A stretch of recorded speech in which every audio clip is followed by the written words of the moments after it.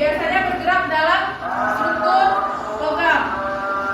Apa itu ciri utamanya? Ciri utamanya yaitu elektron valensi tidak terikat pada atom tertentu, melainkan bergerak bebas. Nah, seperti laut elektron. Apa itu laut elektron? Laut elektron adalah representasi sederhana untuk menjelaskan ikatan logam. Ini dijelaskan oleh teori oleh fisikawan Paul Bloom dan Hendrik Lorentz. Bagaimana contoh ikatan logam? Di sini ada contoh sederhana dari Na atau natrium. Baik, kita mengambil contoh sederhana dari Na atau natrium. Na memiliki 11 elektron.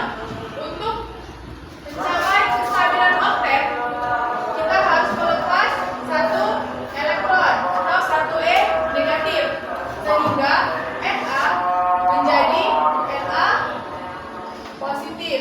Nah, ini adalah bentuk atom Na.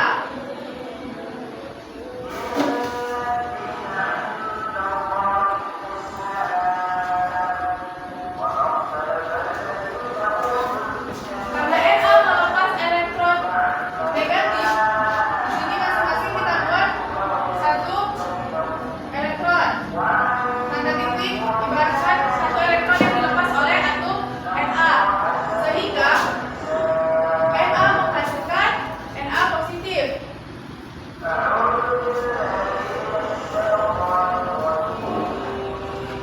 Di sini masing-masing melepas elektron negatif. Dan elektron negatif inilah yang bergerak secara bebas. Dan ini disebut sebagai lautan elektron.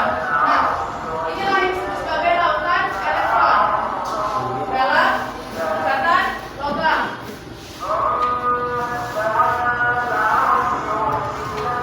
Oke, yang kedua ada sifat utama ikatan logam dalam segi kekuatan. Ikatan logam itu berbentuk kuat karena adanya gaya tarik menarik antara ion.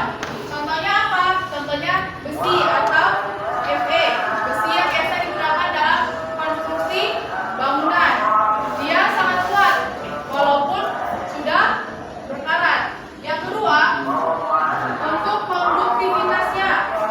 Logam sangat baik dalam menghantarkan listrik dan panas karena elektron bebas dapat bergerak bebas saat ada medan listrik. Contohnya apa? Contohnya tembaga atau Cu digunakan untuk kabel listrik. Yang ketiga, dalam duktibilitas. Logam dapat ditarik menjadi kawat tipis tanpa patah, artinya dia dapat ditarik. Contohnya apa? Contohnya emas yang biasa kita gunakan dalam perhiasan. Meskipun bentuknya, contoh dalam plastik kadang ada bahasanya ngebahas kita itu kayak melewat gitu, tapi dia tidak patah. Itu adalah salah satu sifat utama dari ikatan logam.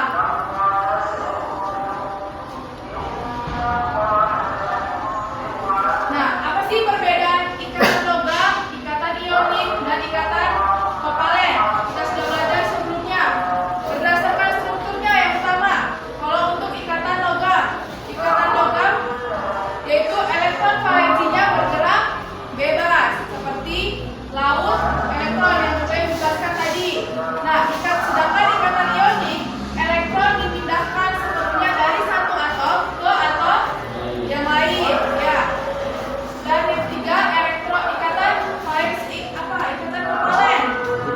Dalam ikatan kovalen, elektronnya dibagi antara dua atom membentuk pasangan elektron. Lalu bagaimana perbedaan berdasarkan sifatnya? Kalau ikatan logam dapat menghantarkan listrik dan panas, terus dapat dibentuk seperti tadi contohnya emas, dapat dibentuk berbagai macam bentuk dan tidak mudah patah. Bentuknya keras tapi fleksibel dan memiliki titik leleh yang tinggi. Yang kedua, pada ikatan ionik, konduktif saat cair atau larut.